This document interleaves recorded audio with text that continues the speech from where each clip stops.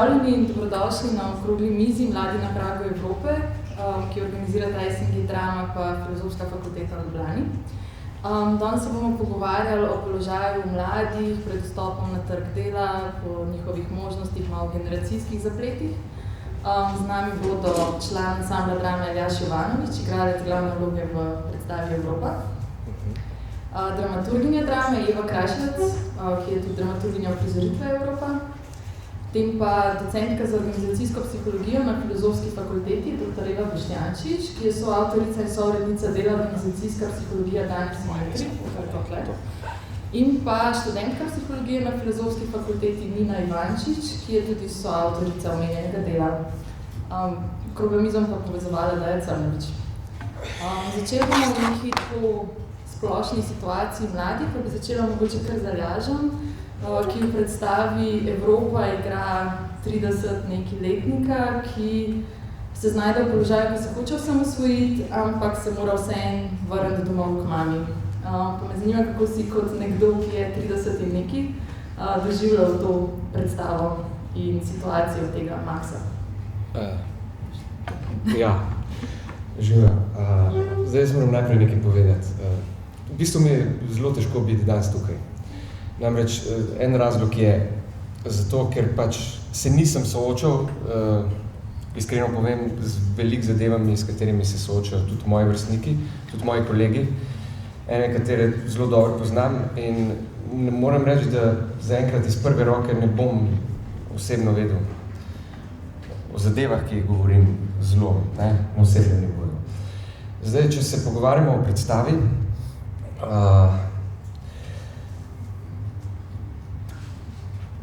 ene stvari niti nisem vedel, kaj točno se dogaja tukaj pri nas. Malo sem raziskoval, predvsem pri nekih kolegih, kako je nek 30-letnik, kateri sem tudi sam, 31, bit in nimaš dela. In v naši predstavi je dosti stavkov, recimo, kot je delal sem v šoli, delal sem na črpalki, nadomeščal sem nosečenco, delal sem to, vse sem delal in ko sem jaz to prebiral, se mi je dostikrat zdel malo, to zdaj neko situacijo, govori o neki situaciji Vinko Medrendorfer, avtor, ki ni realna, ampak je mogoče malo stilna. In sem se pogovarjal z enim kolegom, ki je to dejansko delal, neke zadeve in sem šele takrat videl, koliko je stvar zares resna. In takrat sem videl, da to, kako se vživeti v to vlogo, ni mala malca. Nekako sem poskušal jaz te stvari, zdaj bom samo malo v predstavi govoril, doživljati kot reprezentant neke generacije. Ne, da se to meni osebno dogaja, ampak da sem pa del teh ljudi, katerim se to dogaja. In v bistvu je bilo zelo težko.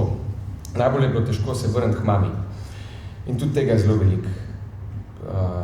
Vrniti se, situacija je v bistvu zelo resna. Jaz sem doma in Šenčurja pri Kranju in če bi se mogel danes vrniti nazaj, če ne bi imel dela in če bi šel nazaj, bi mi bilo zelo težko.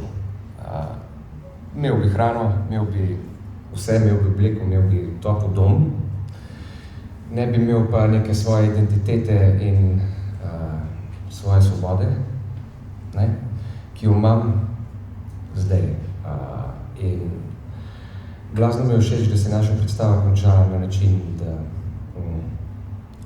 da se, ne glede na to, da glavni junak, ki mu je ime Max, nima nič, se še vseeno odloči, da se ne vrne domov, ampak da bo ostal v mestu in da bo probal sam rešiti svoj life. Kar mislim, da pa je nujno potrebno danes, v teh časih. Mislim, da je to najboljša ideja te predstave, ki jo mi imamo ta trenutek zdaj, da je treba vztrajati do konca.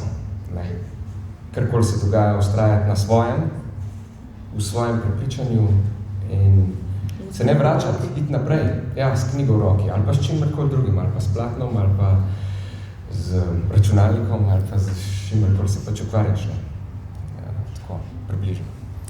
Eva, ti si delala dramaturgijo te predstave, pa me zanima, pač glede na to, da je besedilo napisal nekdo starejši, kako si ti brala to predstavo in to besedilo, se ti je zdelo tako, kot najprej Aljažu mogoče nerealno ali dosti točna oznaka, pa še mogoče se mi zdi, da v predstavi je dost, se nekako psihologizira ta situacija, da greš domov k mami, koliko je tle posamezni kriv, koliko družba.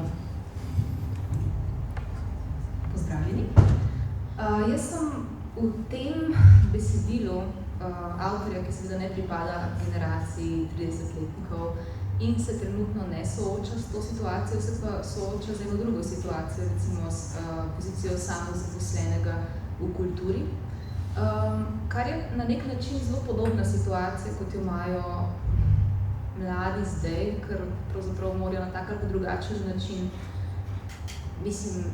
iskati neke možnosti, ne samo za delo na splošno, ampak za to, da lahko delajo to, kar jih pravzaprav veseli, pa da lahko uresničujemo neke svoje želje, sanje. In iz tega vidika se mi je zdelo približevanje temu problemu iz stališča avtorja precej točno.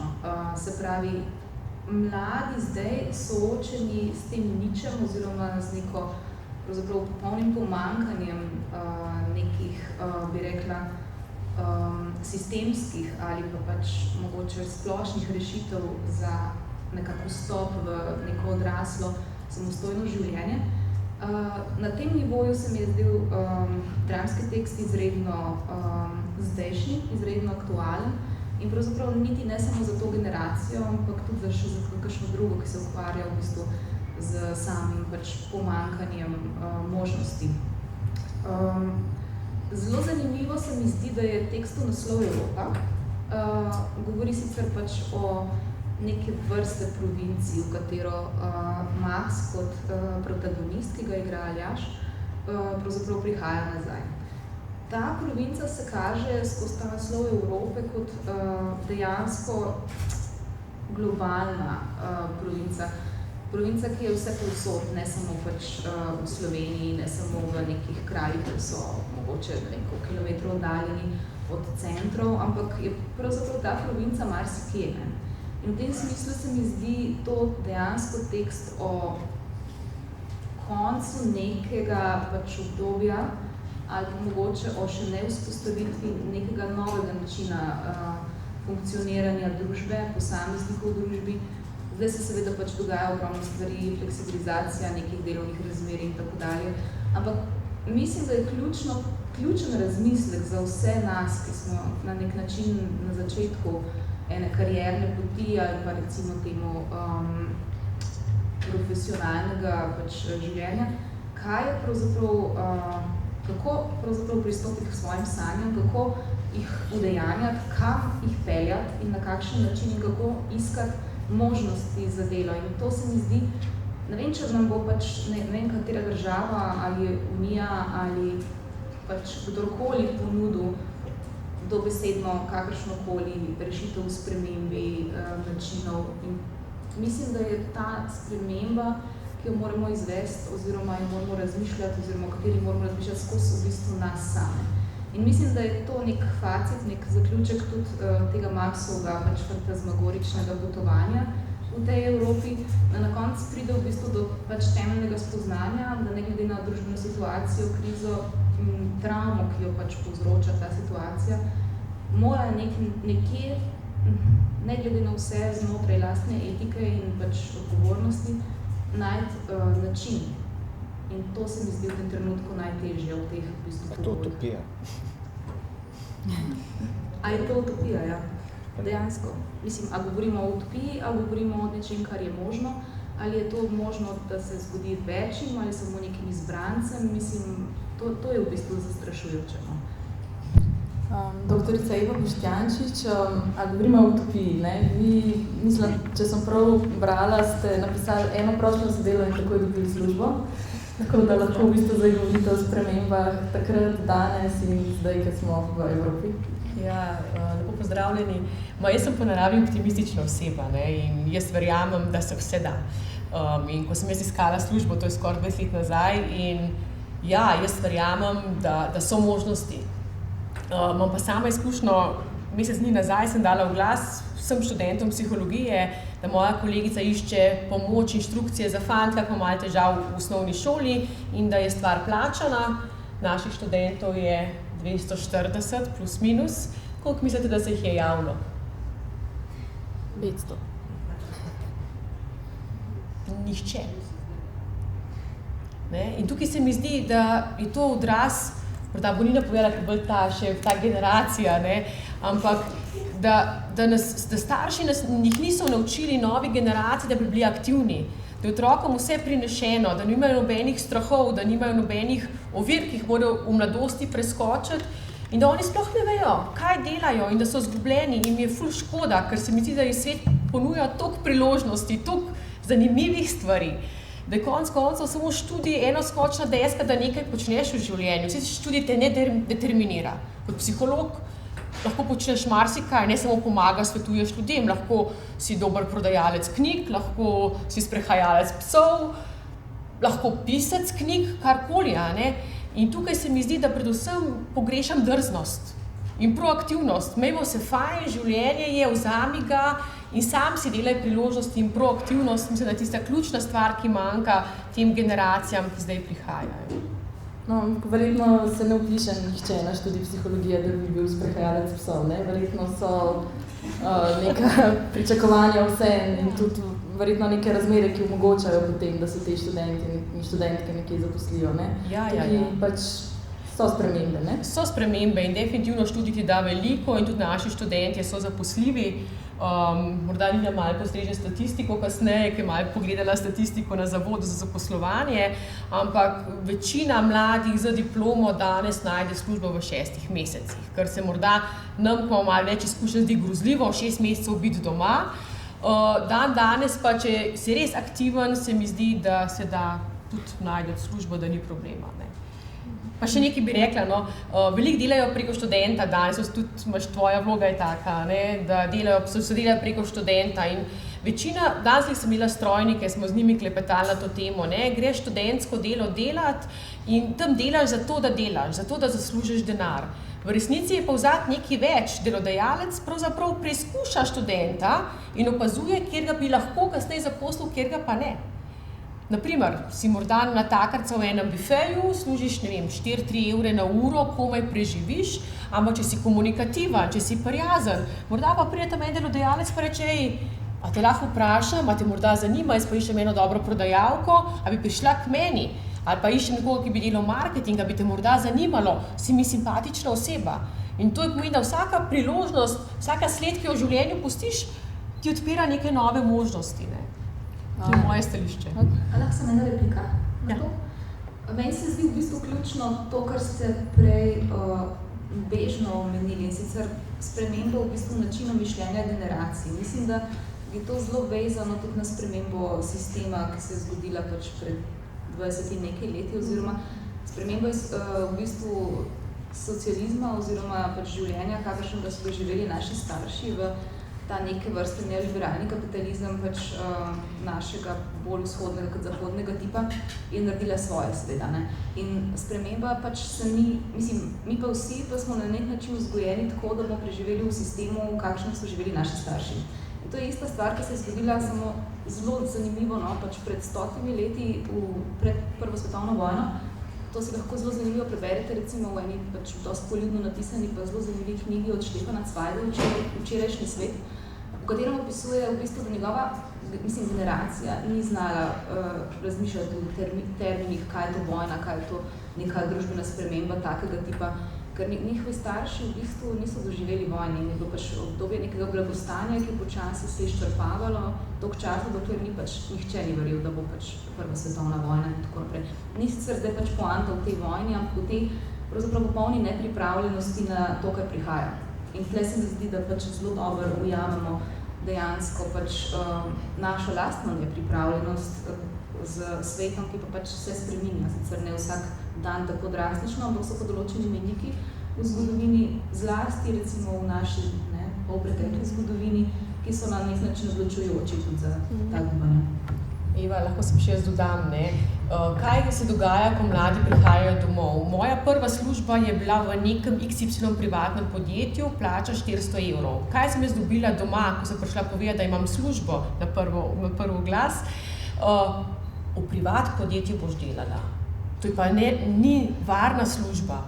A samo 400 evrov boš plačala? Sem rekla, ja, meni je dal šef, limit je ne bo. Delaš kolikor, dobila boš toliko, kolikor boš delala. In jaz sem pa to verjela in ta izziv sprejela.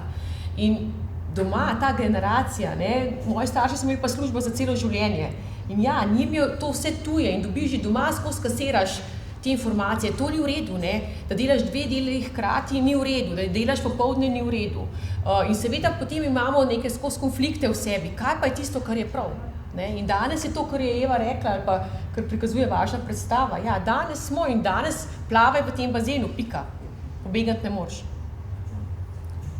Nina, mislim, smo te določali, da si predstavnica mlajše generacije, ki je že pripravljena na spremembe v družbi, pa me zanima, kako pač ti gledaš na to, sodelovala si tudi pri knjigi, imaš tudi neke, verjetno tudi to bila neka priložnost, da si pač objavljena avtorica, pa še slišam, da so neke statistike. Ja, živjo. Ne vem, jaz sem že v bistvu malo, 90-letnik gor, dajmo reči, jaz nisem zrasla z prepričanjem, da bo diploma dovolj. Mogoče tisti v letnik 80, da so mogoče tudi malo bolj prepričani v to, tako da sem že od začetka vedela, da je diploma samo nek predpogoj za karkoli drugega, ker se pravi, da bom mogla zraven veliko enih drugih stvari delati in da bom samo ena izmed mnogih s tisto diplomo, kakor je bilo tudi v bistvu v predstavi pokazano. In ja, 50% v bistvu populacije študira, da študira jih 40%, kar v bistvu je tudi neka vizija Evropske unije, da bi bilo 40% populacije izobražene, ki se pravi na nekem terciarnem nivoju. Zdaj pa to pomeni, da je veliko ljudi, ki pač so izobraženi in da je treba v tej množici nekako izstopati, tako ali drugače. Zdaj, eno je to, da sem proaktivna, da napišem eno poglavje, da spremljam priložnosti, ko se mi ponudijo in hkrati, da jih iščem. Tako da sem že zgodaj v študiju začela ful enih različnih stvari početi. Se vmes ugotoviš, da te marsikaj ne zanima, sam preizkušaš, zato vidiš, kaj te zanima in kaj te ne zanima. In tudi mogoče razlika med mojo generacijo in generacijo, ki je starejša, je, da smo mogoče mi bolj izbirčni glede del, kar se pač mogoče starejši malo zgledujejo. Recimo to, da ne bi šel učiti otroka za 10 evrov na uro, ampak nekako se mi zdi, da so zdaj ljudje tako dosti sredotočni, kaj si želijo in to bodo iskali, dokler ne bodo najdli. Tako da mogoče so tudi pripravljeni na to riziko, da nekaj časa ne bodo delali. In da se iščejo. V bistvu jaz sem mislila, da dosti vem, kaj hočem, ampak še s tem na koncu študija, sem absolventka, pa imam to eno blaženo leto iz svobode, v bistvu še vedno iščem, kaj točno bi rada počela, ker sem zbirčna, ker vem, da bi lahko marsikaj dobro naredila in če ne bi delala res tistega, kar me zanima, pol ne bi mogla biti res dobra v tem, pol ne bi mogla dati vse, kar znam in kar hočem pokazati. Ja. To je v bistvu tako malo kontradiktorno. Po eni strani govorimo, da mladi vejo, da morajo pač veliko različnih stvari na različne načine izstopati, po drugi strani pa so zelo fokusirani na to, kaj bi radi. Ja, zdaj ne vem, mogoče se jaz združim s tako specifično populacijo ljudi in ni reprezentativna, sami, kar se pogovarjam z ljudmi, so tako, pač želijo nekaj specifičnega, to iščejo. Kar ni slabo, po mojem. Ja. Pač številni mladi iščejo možnosti poboljšanja življenja tudi v tujini. Kako se vam zdi ta rešitev, tako strani posameznika kot strani družbe, se pravi, da se naenkrat ne osredotočamo več, kako bomo delovali v nekem svojem ožjem okolju, ampak da je pred nami Evropa, ki v predstavi izvedno, da ropa. Pozitivno bo Eva. Lahko, pa bom nekaj povedal. Meni se zdi samo nekaj, ampak to je mogoče vzpostavitev ene debate. Jaz mislim, da bi se morala Slovenija glede na potenciale na vseh področjih, ne samo na umetnosti, kulturi, ampak tudi znanosti in še recimo čem, pravzaprav blazno potruditi, da ljudje ostanejo na tak ali drugačen način vezani in poskušajo razvijati.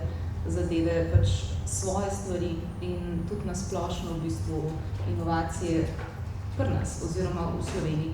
Se mi zdi, da je popolnoma logično, da ljudje odhajajo v tujino oziroma tja, kamorkoli že pač, kjer imajo boljše možnosti. Tudi jaz bi, če bi imela pač dejansko boljše možnosti, ki druge. Mislim, da je to popolnoma legitimno, vendar pa se mi zdi, da je tukaj ena pravzaprav največja napaka in to je v političnem smislu, v zaviranju napredka, neponujanju pravih možnosti in zato najboljši, najvidnejši ali pa mogoče najbolj zanimivi ne samo ustvarjalci, ampak posamezniki res odhajajo, ampak mislim, da je to, kot rečeno, prvič legitimno in kot drugič velika napaka države.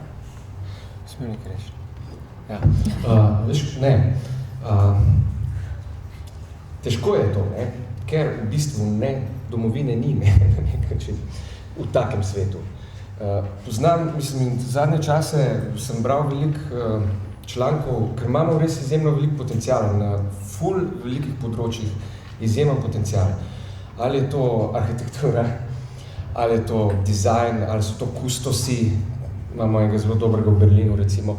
In mislim, sploh nisem vedel, to sem zadnje leto zvedel, da obstajajo zelo veliko teh ljudi, ki, ene par sem jih imel možnost poznati, seveda ne razmišljajo več v okviru nacionalnosti, seveda, ker Evropa tudi drugače razmišlja, oziroma kapitala, kako bi se temu reklo, nisem pameten tukaj, ampak drugače razmišlja, pač, da se to veže na drugačen način. In seveda, te mladi ne razmišljajo, te, ki imajo ta potencial, ne razmišljajo več verjetno, ne vem, se to boste mogoče vi malo še povedali. Na ta način, kakor, no zdaj bom pa, če bom kle službo najdu, ne, bolj se mi zdi, da se je veliko, da je veliko v načinu mišljenja to, da čim prej treba iti ven, ne. Da tam je, da je vzum več možnosti. Zdaj ne vem, je to res ali kaj, ne vem niti, kaj bi ta država, lahko to boste mogoče vi malo povedali, kaj lahko ta država naredi za to, da se bo to spremenilo.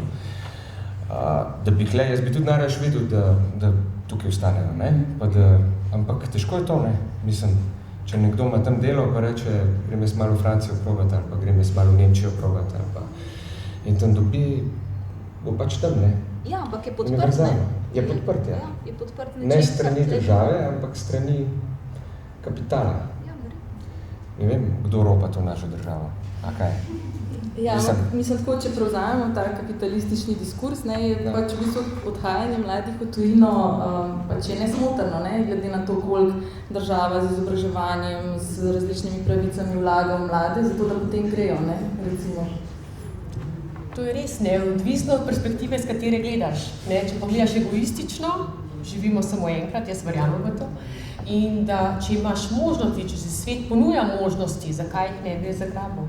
In konec koncev včasih je bilo potovati do Dunaja trajalo, ne vem, 2 dni s kočijo, danes je do Dunaja v 3 urah in zakaj ne bi izbral neke priložnosti, ki ti jo svet ponuja. Bi mogli pa strani države, pa predvsem ceniti in spoštovati ljudi, ki so tukaj. In tukaj jaz mislim, da predvsem pogrešamo v naši družbi pri delodajalcih, da nekoga, da jaz ful cenim moje študente in ful rada delam z njimi in jih spoštujem vsako njihovo pripombo, kritično vprašanje, ki ga imajo, da kaj nisem dobro povedala in se pri tem učim. In tukaj se mi zdi, da naša družba ne ceni. Mi ne cenimo, snažilke ne cenimo, pa to je delo, ki je za moje pojme hudičevo pomembno za obstoj naše družbe. Ne cenimo, ne vem, nekih obrtnikov, ne, marsikoga ne cenimo, bolj je bilo vprašanje, koga sploh cenimo v naši družbi, ne. Ampak če da si cenjen, morda izhajamo lahko iz družine, ne, če si cenjen, spoštovan strani staršev, se ceniš svoje otroke, potem se rad vračaš v ta dom. Če tega ni, iščeš izgovore, da ne bi šel domov, da se ne bi vračal domov k mami v nedeljsko kosilo.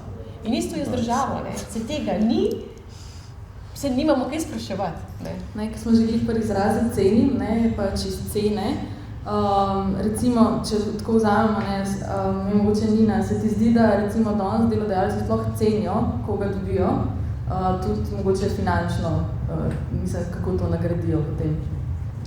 Težko rečem, ker jaz vstopam, kar zdaj delam, vstopam v neko podjetje, pa pol grem ven, ne. Nisem nikoli čisto delala dlje časa v podjetju, ker se hočem temu izogniti, pač take vrste zaposlitve.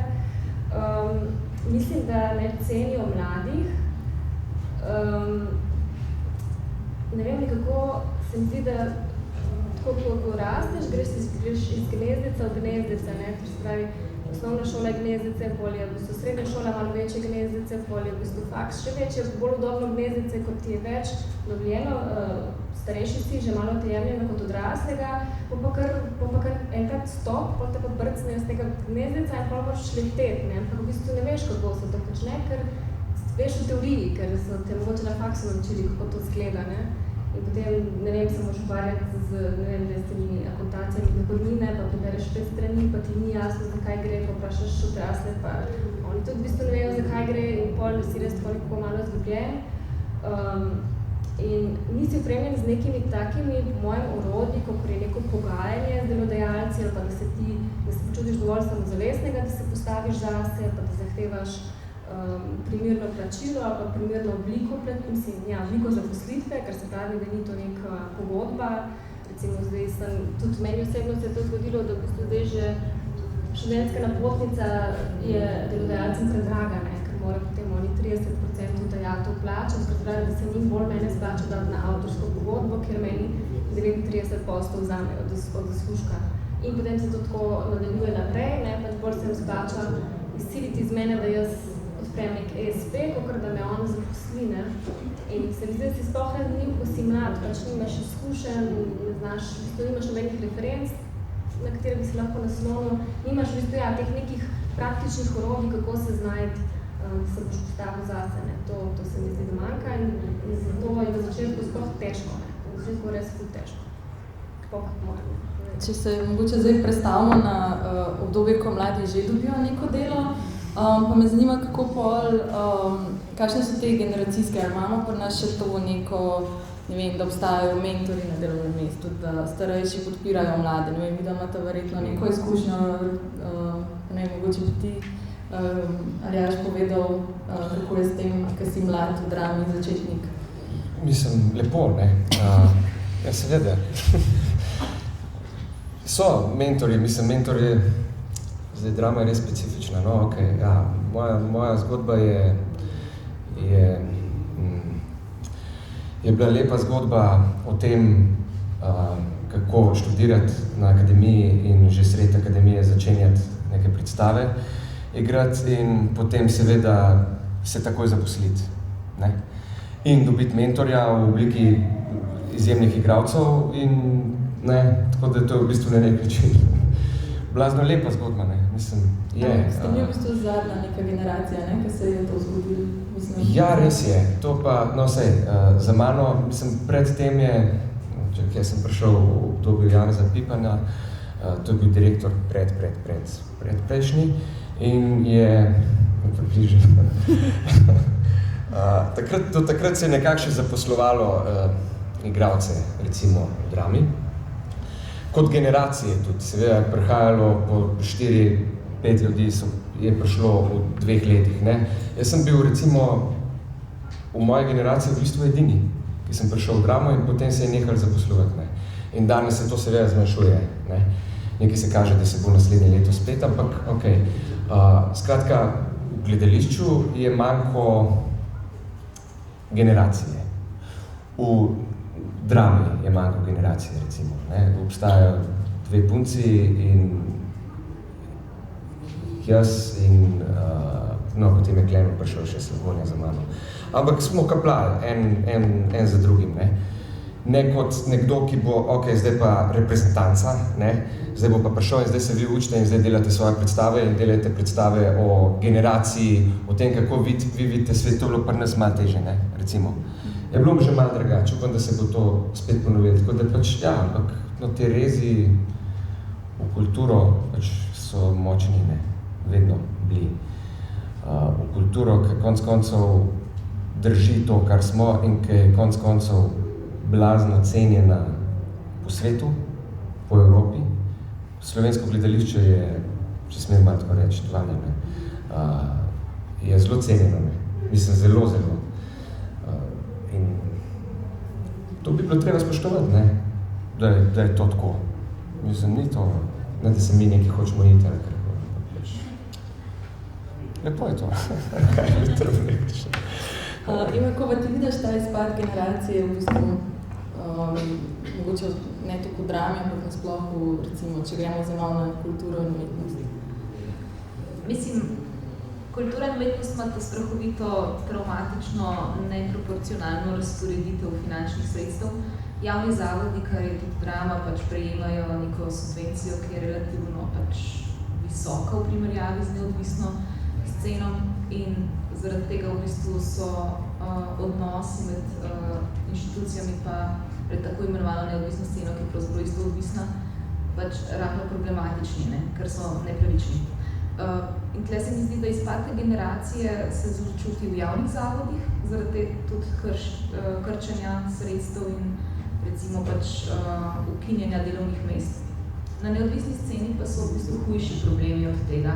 Tam je pač to, da je treba narediti eno predstavo, ki bi v inštituciji recimo stale, recimo na pamet, ne vem, recimo neko številko 50 000 €, morajo na neodvisni sceni narediti za 5 000 €. Mislim, take so te razlike. Skratka, situacija je v bistvu katastrofalna, mislim, na tem področju. Izpad generacij v, recimo, pač inštitucijah, ki imajo ansambl, je v resnici ogromen, ampak zelo odvisen od vodenja inštitucij. Konkretno v drami bo ta izpad verjetno, če se ne bo kaj hitro pač začelo v mlajših še generacij od nas zaposlovati, se bo na ansamblu videlo čez recimo 20 do 30 let, da ne bomo imeli pač ljudi, ki bi igrali, pač takrat in bili v formi igrati recimo 50-60 letnike in 50-60 letnice. Ne bomo imeli veliko profiliranih igralcev, ki so sposobni pač do konca svoje kariere igrati najbolj zahtevne in kompleksne vloge. Kar se pa mojega profila recimo dramaturgov tiče, je pa tako, da v bistvu pač delovno mesto dramaturga se pač odpre, ko en dramaturg nekam gre, ali kaj, mislim, se prestrukturira. To je bilo dokler nisem jaz zaposlila enkrat, ne vem, da 10 do 15 let se odprlo delovno mesto. Zdaj bo to verjetno še malo bolj problematično, oziroma odvisno, kdaj bomo dramaturgi pač v bistvu pač našli še kakšne druge načine zaposlovanja, ampak sigurno je to pač bolj ali manj izjemno. Večinoma dramaturgi delajo pač kot kritiki, teatrologi, raziskovalci, recimo tudi na neodvisni produkciji, eni so pač dramatiki, drugi delajo kot praktični dramaturgi po uradnih pač inštitucijah kot gosti, oziroma so pač na projektnem delu. Tako da v bistvu, suma sumarum, se mi zdi pač produkcija trenutno okrnjena zaradi dejanskega pač reza, ki bo v naslednjih 2 letih še bolj katastrofalen v bistvu, na kar se bo mogel marsikdo pač bolj temeljito pripraviti, kot si pač predstavljajo in tudi inštitucije same. To bo po mojem nekaj zelo, mislim, nepričakovano krutega do marsikoga. Se mi pa zdi, da bi pač potrebovali eno temeljno reformo v bistvu tega področja, kar je pa verjetno temaš za kakšno drugo okroglo mizo. Čeprav, a lahko, smej sem nekaj reči? Ne, pa ne bi rad zdaj, a veš, kdo brez dela, pa kdo ne bo imel takoj dela, pa čisto osebno, pa niti ne bi rad koga užalil v občutkih, ampak to, kar si rekla, ker se navizujem na... Se mi zdi to, ustvarjanje katastrofalnosti se mi zdi v bistvu katastrofa, ne? Nasplošno. Mislim, se mi zdi, da to je, ne, ker jaz sem tudi na nek način optimist, mislim, ne na nek način sem. In se mi zdi, da, jaz verjamem, da je veliko stvari narobe, ne, pa da veliko, ne, to, kar se danes pogovarjamo, se mi pa zdi prvo, zato se mi zdi, enkrat si ful lepo nekaj rekla, pa niti ne vem kje, ker si rekla, da mora biti intimizacija revolucije, kako bi se temu reklo, ne? Se pravi, ti klišeji, revolucija v glavah, ali kaj že. Se mi zdi, da prvo, kar je treba, je ta občutek podajanja katastrofičnosti, se nam zaleze v glave veliko prej, kot mislimo. Katastrofičnosti sploh ni, ustvarjamo jo pa sami, ne, verjetno. Vsaj tako čutimo, doskrat. Ne? Vi se strinjate? Kako je mogoče, če pogledamo še recimo privatni sektor, tam se tudi verjetno pozna nek tak razdor med generacijami, do kje so še zaposleni redno, kje so prek teh, pa kako to vpliva v bistvu na odnose znotraj organizacij, te razlike v teh načinih zaposlovanja? Ja, kapitalizem prihaja z vseh koncev in krajev, skozi vse špranje, mi se ga hočemo znebiti, ampak tako je, delodajalec stiska vse na zaposlene, da iz nas iztisne maksimum, nudi vam pa ponavadi razmeroma malo. Moja mentorstva, rečemo, ki so bila popolnoma drugačna od Aljaževih, prva služba, dobila sem kup angleških knjig, na en teden imaš časa, zaprizel v pisarno, pa tole preber, pa sem pa naprej pogovarjala. Ko sem prišla na fakulteto, moj mentor... Jaz sem velik delal, sem imel pomote, ni bilo kar tako. Ja, ampak si imel dobrega mentorja. Jaz nisem imela vzora, sem prišla na fakulteto, profesor moj, ki bo tik pred pokojem, je rekel, Eva, kaj tukaj delate? Tukaj, veste, je zelo težko, tukaj boste zelo garali, tukaj res nimate kaj početi, res ostanite raje tam v privatnem sektorju. In on mi ni odprl enega vratnika, on mi ni naučil enega raziskave narediti, on mi ni naučil enega članka napisati, nič. Jaz sem prvič, 5 let nazaj pisala prvo knjigo, jaz sem hodila do vseh, ki na našem faksu obstajajo, prosti, nimam pojma, a lahko nekdo pomaga, nič. In hočem reči, pa sem vsem zvozila, pa vsem sem splavala. In jaz pravim, da ja, delodajalci hočejo od nas maksimum, ampak je treba veliko pa sam narediti. Ampak to je v bistvu tako tudi neko, a je to strah starejših generacij pred mladimi, da ne nudijo podpore? Ali je to neka taktika, da te vržejo vodo, pa gremo? Jaz mislim, da je delovno okolje tako, da rabiš rezultate, da moraš producirati rezultate. In hkrati se lahko starejši počutijo ogrožene, ampak po drugi strani, od mladih se pričakuje, jaz te plačujem, od tebe pričakujem to in to in to. In če tega ni, in če mladi, delovnik je 8 ur in on po 7 urah pa pol reče, veš kaj, sem pa kar šel, to namreč ni najboljša podoba ali pa vtis se pusti na delodajalca. Kaj mogoče, Nina, ti meniš, kjer so te glavne pasti mladih, za mlade, ko grejo iz fakultete na trg dela, kje se najbolj zatakne, recimo, pa kje bi mogli biti še posebej previdni? Po mojem je najtežje dobiti prvo zaposlitev, poli pa lažje. Po mojem ta začetek narediti, potem pa v bistvu imaš že neke izkušnje, že vidiš, kako to gre in se mi zdi, da potem to kar steče samo od sebe. Meni zdi recimo konkretno bolj strah, da bi s prvo zaposlitvijo, da bi se preveč ugnezdila nekje, ki mi v bistvu ne bi zares pasalo. Pa v bistvu že ful naprej gledam, kaj bom počela, kako bom počela in tako naprej.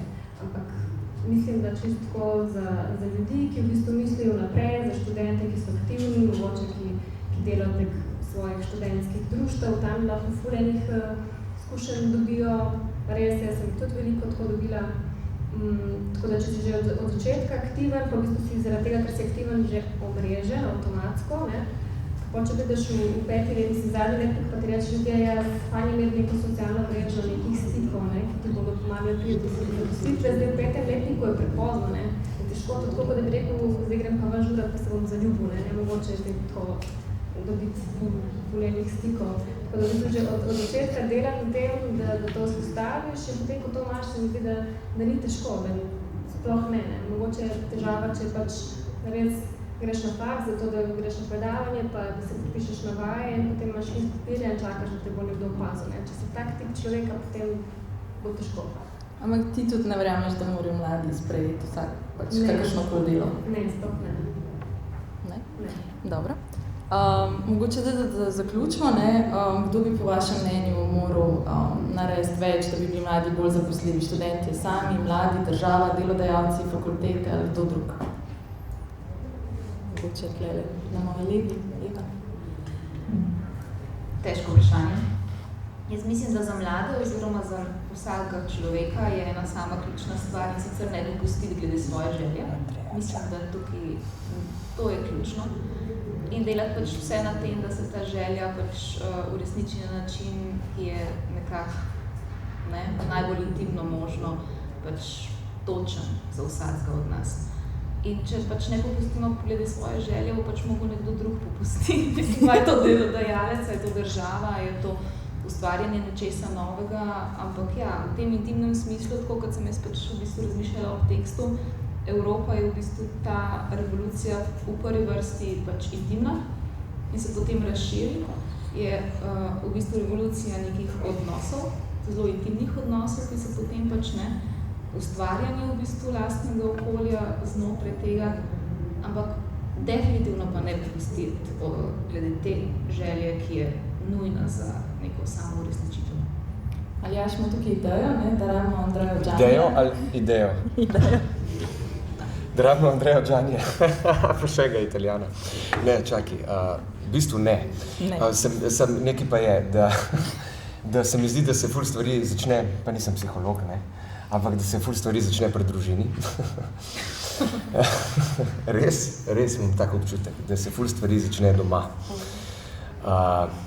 Kako so odnosi v družini, pa ne vem, zakaj sem zdaj do tega prišel, ampak tako se mi zdaj utrnilo, da tako je, da se mi zdi, da je v nekih intimnih odnosih, zato ker govoriš o intimi, že večkrat si omenila, da se mi zdi, da je blazno pomembno, kako so intimni odnosi, kako pač se kažejo na družbo, na to, kako ti deluješ, itak, se zdaj ne izumljam tople vode, kako se mi zdi, da moramo biti pozorni na to, Res, kako je doma, če se vračamo domov, ali se ne vračamo domov, iz kje izhajamo, ker se mi zdi, da tam pridejo neki vzorci našega delovanja v družbi, v tem, kako iščemo različne zadeve, ali so to službe, ali so to partnerji, se nima veze, ampak pač to, se mi zdi, pomembno s tem. Kaj pravi stroka na to? Dva primera bom povedala, jaz se tu strinjam z Aljažem, jaz mislim, da vse v družini izhaja. Sam listočevca. Hvala. Za strokovno. Ampak ta stroka bo govorila s praktičnimi primeri, slovenskimi primeri. Naprimer, najstnik zgubi Urbano, kdo gre narediti novo Urbano? Babi gre v vrsto stati. Pride, osnovnošolec domov, mami moram plakat narediti o Ljubljanskem gradu, pa mama reče, daj oči, daj ti pomagi.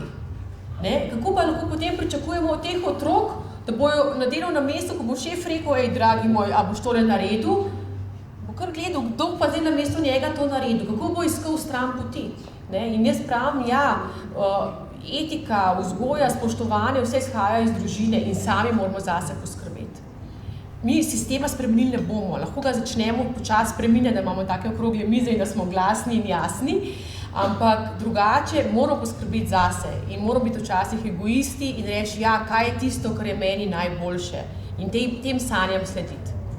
To je res, da starši hodijo na govorilne ure na fakulteti? K meni še ne. Zdaj v bistvu se tudi že odgovorili na zadnje vprašanje, je revolucija mogoča ali ne, vi se pripravite, ne? Nina, kaj ti rečeš? Po mojem je, seveda je. Treba je po mojem pač res začeti biti aktiven, tega se zavedati, da bo težko. V bistvu jaz mislim, da frustracija gradi karakter, tako da bolj kot mi je težko, kadar mi je, v bistvu boljše sem nekoč, mislim, da to velja za vse ljudi, tako da če vse nekako na pladnju prenešeno ni fajn. Se spomnim, enkrat sem bila eno delavnico za eno podjetje in so hoteli govoriti o medgeneracijskih razlikah in kako delati z ljudmi iz različnih generacij. In je potem en gospod rekel, da glede svojega sina, pa to smo govorili, da zdaj mladi grejo po Karolino, pa so tam eno leto, pa neki so eni prostovoljci, pa tako gor dol. In on je potem, njegovo mnenje bilo, da on kot odrasel, on ve, kaj vse je lahko narobe. In če ve, da bo šlo nekaj narobe, zakaj ne bi preprečil, da do tega pride? Torej, če ve, da bo nekdo padel na nos, zakaj ne bi preprečil, da njegov sin pade na nos, pa se, udari, Mi smo šli pol globlje nekaj razglabljati o tem, ampak jaz se v bistvu z njim ne strinjam. Meni se zdi čisto fajn, da pač mladi pademo na nos, pa da mi težko, ker spravi, da smo, mogoče eno leto brez zaposlitve, če to pomeni, da bomo na koncu dosegli neke svoje sanje, če bomo res prišli do tiste zaposlitve, ki nam je všeč. Tako da, biti v bistvu pripravljen na vse, kar se lahko zgodi. Kadar je težko, se pač oddati z ljudmi, ki so nam fajn. To je v bistvu moje edino tako priporočilo, kadar je težko, da se oddati z ljudmi, ki so nam fajn. Kaj pa moja levica tukaj meni? Revolucija, ja, ne. Levica, povej levica. Levica? Levica.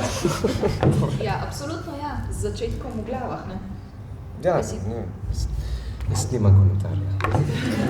Ne vem. To je tako vprašanje, ki je, skozi se to sprašujemo, no, a kaj? Mogoče je, ako se strinjam z Evo, da v bistvu mogoče... Moje intimno prepričanje je, da ja. Tudi če pademo na nos. Evolucija. Tako da pa najlepša hvala vsem, ki ste prišli, pa uživajte še naprej v tem žuru, ki je